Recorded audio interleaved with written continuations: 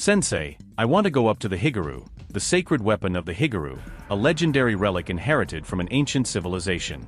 It is said that it is capable of eradicating the shinobis and purifying the world. Anyway, a legendary weapon. Incredible, isn't it? And if you are a Amasama, you will definitely find it. Remember the face of this guy, which will be important for later. 500 years after the fall of a civilization that reached the sky, the evil descended to Earth. It injected fear into the hearts of the remaining human civilization, and they are known by the neighborhood as the shinobis, the supreme evil. But before continuing, question of today's video. What was the last anime you saw? Leave me your answer in the comments.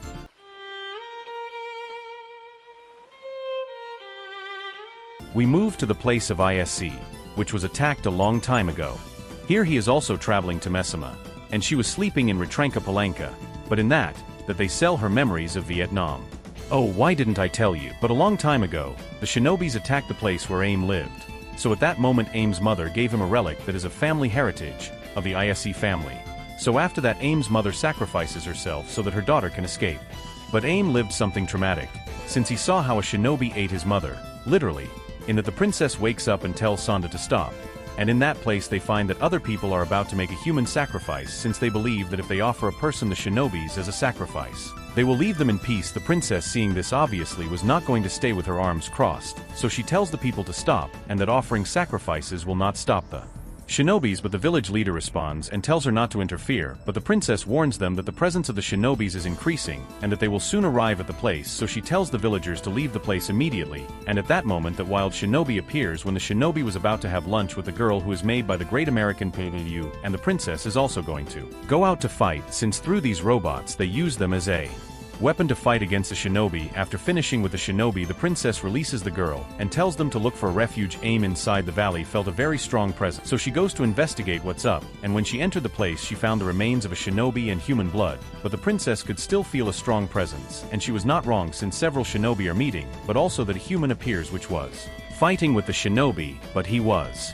not in the best condition possible, but luckily the princess is there so he's going to help him. But as there were many shinobi, the princess got in trouble. Even at that time he remembered Vietnam, but luckily the boy who had saved the princess, he returned the favor by helping him at that time, and there was still a shinobi left. But he was going to escape, so she almost fired Gonzalez and ran away, and the shinobi went to the village when he was about to attack some villagers. That the albino boy appeared to attack the shinobi, so the albino boy ended up defeating the shinobi, but the villagers were afraid of the boy and they thought he was a monster, and the albino boy after the battle was injured, so the princess will try to help him. However, among the villagers, someone threw a stone at the albino boy.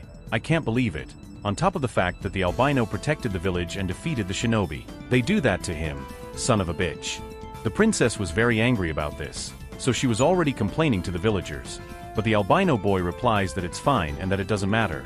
But anyway, it's time to leave. So the girl who was saved by the princess thanks her and the princess leaves. But they also took the albino boy, so the other girls are taking care of him. So they are already in plan. Is it okay to leave this good here for nothing? The princess said yes. You have to admit it is a papucho, and the albino boy was still asleep, but in one of those that wakes up, but that suddenly falls. But it turns out that the albino boy was only hungry, so they gave him to eat, and now that he can move they suggest him to go meet the princess. The princess and the albino boy were talking, and here we will finally find out the name of the albino boy, since his name is Suwao. The princess, when she sees the albino boy, realizes that he is a yagu, so the princess tells the albino boy to fight with her in order to eliminate the shinobis from this world. Here the princess tells the albino boy that his country was destroyed by the shinobi, so the princess says that only when she destroys all the shinobis, this world will find peace. So to achieve it, she says that they need the powers of the albino. So the princess tells the albino boy to give her whatever he wants, from money, food, whatever. But the albino boy tells the princess that he must refuse. Since the albino boy tells the princess that he is not as strong as he thinks, and the albino also says he is just like the shinobi, since the albino considers himself a monster, so the albino runs away. The princess, when she returns, realizes that the albino has not returned. The princess asks Santa if the yagu are familiar to her, to which Santa tells her that when he was a child there were many pure yagu, and that in fact his army companion was also one. After hearing this, the princess asks Santa if he thinks the albino is a yagu, to which Santa tells her that indeed the albino carries the blood of a yagu, and she thought that lineage no longer existed since there are rumors that the yagus were created by humans, and basically it is a living weapon designed to destroy the shinobi, but the power of the yagus was immense and their fearsome appearances were in their perdition, so in the end they were persecuted. So Forced to leave their homes, they disappeared in the border regions. The princess asks her if she believes that the yagu hate them, to which Sonda tells her that she also asks herself the same sometime. But Sonda says that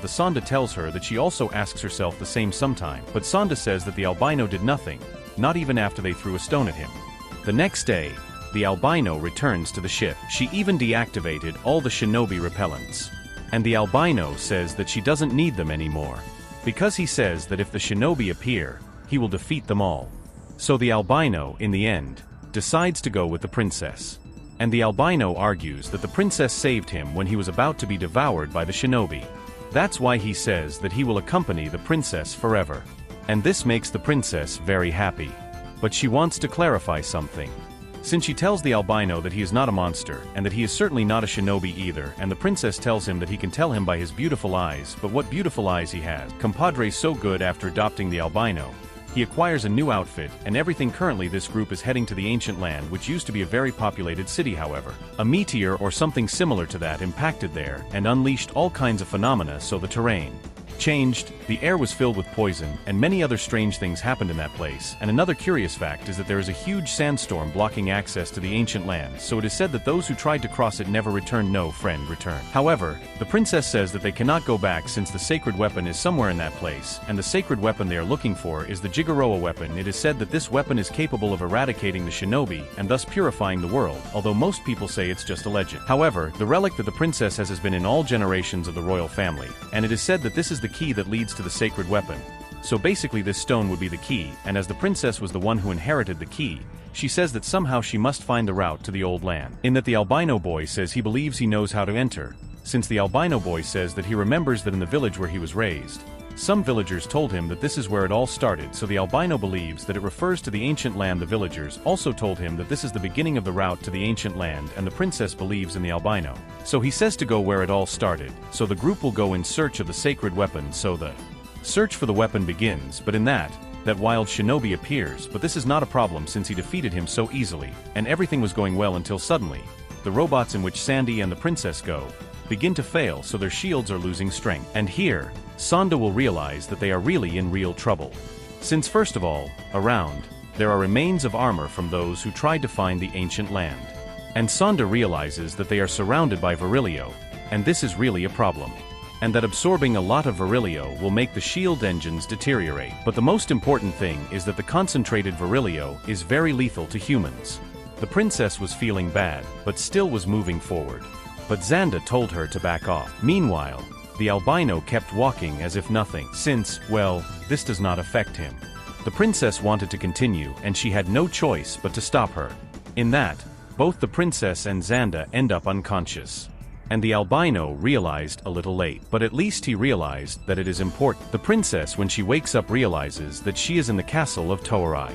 At that moment, the captain of the Imperial Guard of Toai appears, which is Ashiva Hinata.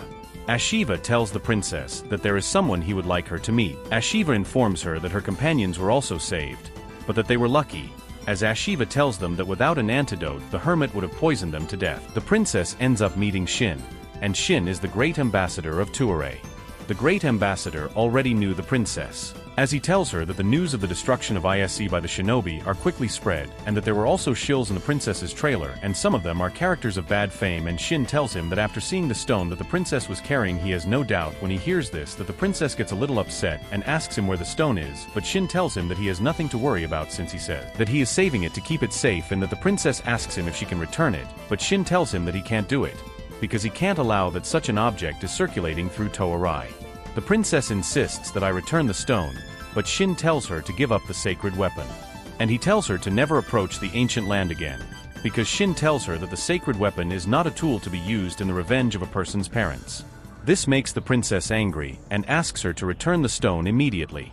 But Shin tells her not to make a mistake, because he tells her that although she is still a princess who has no country to rule, and Shin also argues that if it wasn't for her help she would have perished with the others who challenged the sandstorm. So Shin is like, in fact, I'm the one who shouldn't have listened to you. Shin repeats to the princess that she advised her to give up the sacred weapon, and tells her that if she doesn't do it, she can't guarantee her safety or her companion. Here the princess asks Shin if she also plans to use the sacred weapon, but Shin says no, since he tells her that only a priestess who wears the key has the right to use it. So Shin tells her that the sacred weapon must be inactive for now and for all eternity. but the princess says that it cannot be, and asks her what about the people who are suffering from the shinobis. But Shin tells her that although the sacred weapon has a power to end the shinobis, it also has the power to destroy all humanity, and a weapon that goes beyond the knowledge of humanity would easily inculcate feelings of fear and desire. So Shin says that even with the danger that the shinobi cause, human stupidity will never change. So Shin says that a priestess who isolated herself from the outside world would never understand it. And Shin tells her that she is only someone who does not want to depend on a sacred weapon to defeat the shinobi. So he says that they must protect themselves using their own means. And Shin tells her that Toai is strong because of that. And here he asks the princess what about her. And here he asks her if the life of her people and her family was able to protect them. The princess was walking with Shin, and in that she had memories, she remembers that they told her that people suffer because of the shinobi, and that the only way to heal their hearts is by finding the sacred weapon. And as they told her this when she was just a little girl, this was recorded to the princess. And in that suddenly the princess collapses since she started to feel a little dizzy, and the albino boy was watching everything, and at that moment the albino boy made his appearance and tells Shin to stay away from the princess, but Shin tells the albino boy that she has strong eyes, but that she chooses her opponents wisely and values her life. But the albino is like, I don't care about my life. But hey, Shin tells the albino that his princess is not in her best shape, so he tells her that she can take her followers and leave Toai, or she can stay, and that is her decision. The princess is very discouraged, but the albino boy managed to cheer her up. And finally the princess meets the other. Sonda is apologizing because she thinks that because of her fault they lost the key, but the princess tells him that he is not to blame. And here the princess tells Sonda that if Shin had never mentioned it, she would not have noticed it. So she says that she thought she wanted to destroy the shinobi for the good of all, but instead she went to look for the sacred weapon for her own reason. Since the princess wanted to avenge those whose lives were taken by the shinobi, and then avenge her mother and the people of ISC. So the princess thinks she is to blame for all this. And a Garatrist says that she does not have the key and that they can't even cross the sandstorm. So the princess asks Sonda what she is supposed to do now. And Sonda tells him that no matter what decisions he makes, he will always be by his side. So he needs the princess to cry and run away. The albino boy wanted to go after the princess, but Sonda didn't let him. Sonda tells the albino that he wants to fight him, so they will have a friendly fight. So the battle begins. And the albino realized that Sonda is very strong. Sonda tells the albino that the true strength of a person comes from a firm heart and a clear path to follow. So she tells him that he has to have a firm confidence in himself and a spirit of unbreakable struggle. However, Sonda tells the albino to go and get the princess. Meanwhile, Shin goes to see this old man, who tells him that he heard that the priestess of ISC is under his custody, to which Shin tells him that this is correct. The old man tells Shin that he is putting all his trust in him, so he tells him that the bonds of blood in this country of war are unbreakable, but Shin tells him that even so, he should not do things behind his back. But Shin tells him that he does not believe that this statement is correct, since he tells him that a princess of a country in ruins is not worthy of his attention. But the old man tells Shin not to underestimate him, and that his brain is not so fragile yet, so the old man is in plan, the priestess says, and the sacred weapon. I'm sure that Jace is in the connection because he thinks that Toai mobilizes all that money and labor to the ancient land, but Shin says he's worried since it is. Pray that he thinks that using the sacred weapon, an unknown object, to control the world is an insensitive act, since Shin says that not only will they not be able to use the sacred weapon, but that they are also going to be enemies of all political power. And the old man tells Shin that he is very aware of that. So he tells him that eliminating all those who challenge him is the purpose of the sacred weapon. So the old man tells Shin that the sacred weapon is his only hope. So the old man asks Shin to bring the priestess of ISC. So Shin, when he hears this, tells him to do it. Meanwhile, the princess was contemplating the rain, and in that the albino arrived with her, and asks her if she is okay, and she says yes, but she does not look so good. So well, as it was raining, the albino grabs the princess and takes her somewhere where they can escape. Meanwhile, Shin tells Hinata that he lowered the guard and that he was being naive, since Shin never thought that the old man would be so obsessed with the sacred weapon. So Hinata tells Shin that now is the time to take control of Toai for himself. But Shin tells Hinata not to let the princess contact her uncle, since Shin says they must make the move before her uncle, which will be to protect the princess and escape from Toai. The princess is very sad, since she tells the albino that she has done nothing for anyone. So the princess is considering giving up on the sacred weapon, since she says she has achieved nothing. But the albino tells the princess that she will be happy as long as she smiles, and that she has to smile as when she looked at her eyes and praised them. So the albino tells her that even if she renounces the sacred weapon, she will continue to be herself, and the albino also tells her that she has decided that she will always be by her side. And in the end, the princess decides that she will not give up with respect to the sacred weapon, in that some guards arrived and wanted to stop the princess, since she tells him that it is a direct order of the Majesty Tugi. So she tells the albino that if he interferes he will face serious charges, but the princess says that she will not obey an order no matter who comes, unless there is a reasonable cause. But they do not want to give any cause, so basically they want to force them. But the albino will not let anyone take the princess, even if he takes a kidney and everything. And at that moment Hinata arrived, and Hinata says that there is no excuse for his actions, and that he will make sure that they receive an appropriate punishment. The princess asks why Tohi wants to talk to her, to which Hinata tells him that Tohi wants to bring the sacred weapon to Toai, and as Shin doesn't want that. Hinata asks them to please leave Toai as soon as possible, and Shin was about to go on a mission. But they stopped him in time so that the princess can talk to him, so the princess tells him that she would like to have his key back. After all, Shin says that this is the first time in his life that he regrets a decision he made, because he says he shouldn't have saved the princess, and Shin repeats that if he doesn't give up with a sacred weapon, he can't guarantee his life and that of his companion. So Shin tells him that it's useless, and that he can't change his mind. But the princess tells him that in the past she hated Toai, because they told her that it was a country of barbarians, who had expanded their territories through military force. And this without considering his image. But the princess tells him that the people of Toai are very energetic and cheerful, so she says that both adults and children are full of smiles and prayers. So the princess says that they seem to be happier than in any other country she has seen, and the princess says that she is sure that this is because what she is trying to achieve is moving in the right direction. And she says that even he could be able to create a world where humans are capable of defeating the shinobi. But the princess tells him that even so, she will not give up the sacred weapon. So the princess, after putting a cursed lip on him, thought he had got it. But it's not that easy, because Shin tells him that if he is so determined, then kill him and take the key. And that the albino approaches Shin and tells him that he can see by his gaze how he wants to kill the princess, because Shin says that he cannot allow the holy weapon to revive. So the albino and Shin are going to fight. So the battle begins, and the albino and Shin are having a hand-to-hand. Shin recognizes the albino, who is fast and powerful, but tells him that he does not know how to use a sword, and the albino also recognizes that Shin is strong, since the albino thought he knew how strong Shin was, but he says this exceeds his expectations. But the albino says that he will not lose, since he says he will not let the path that the princess has chosen be blocked. So the battle continues, but the albino's sword ends up breaking, and when it seemed that the albino was about to be defeated, it turns out that the albino gets a great trick, since the one who ends up injured is Shin. At that moment Hinata arrives, since there are problems, and Hinata informs Shin that there is an enemy attack, since apparently a ship of shinobi is approaching, and obviously accompanied by a large army.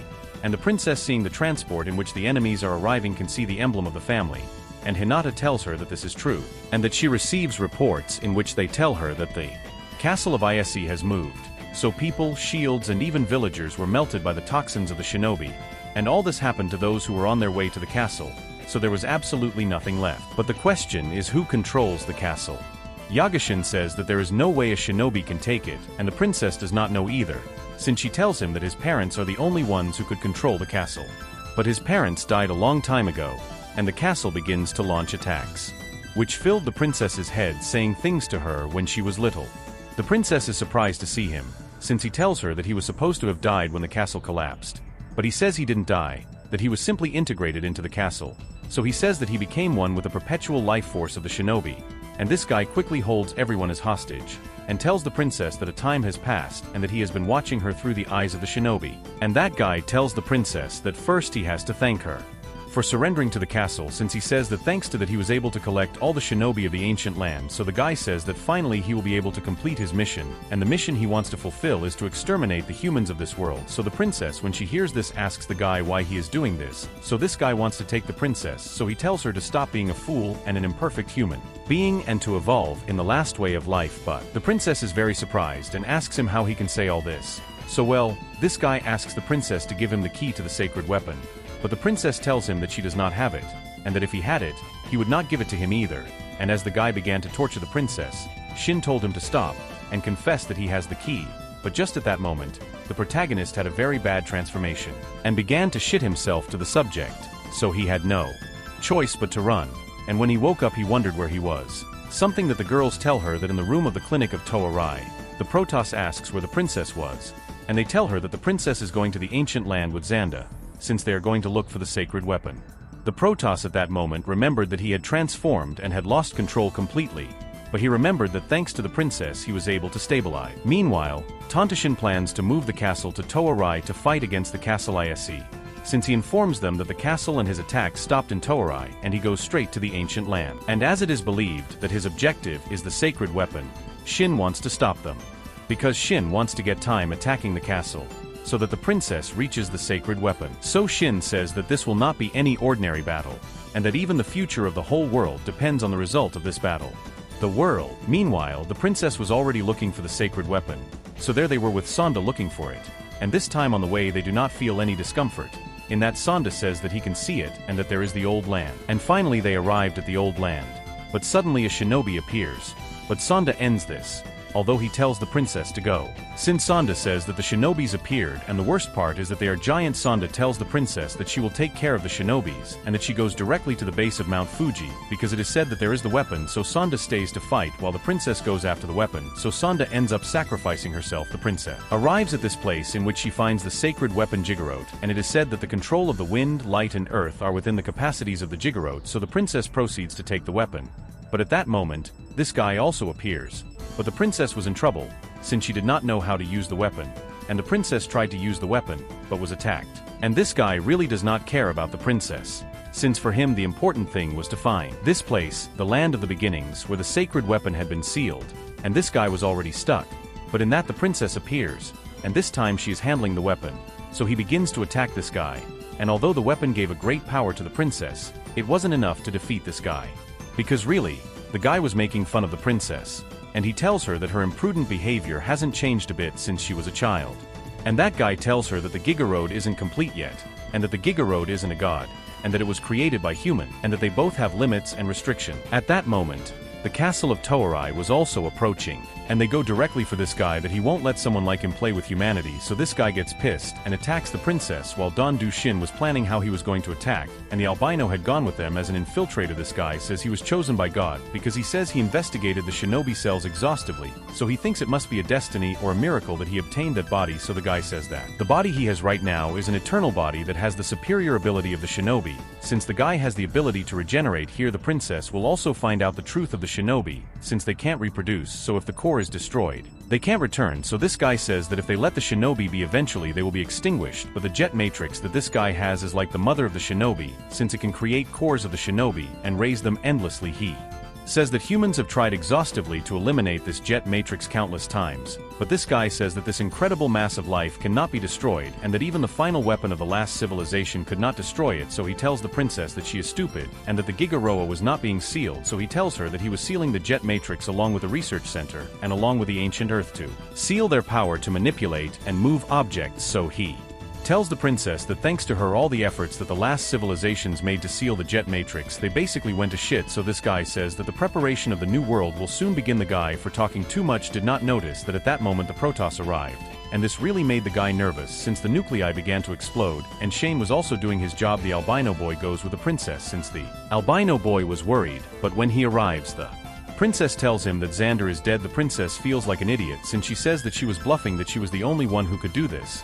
So the princess says that the Jiggerot will not move anymore.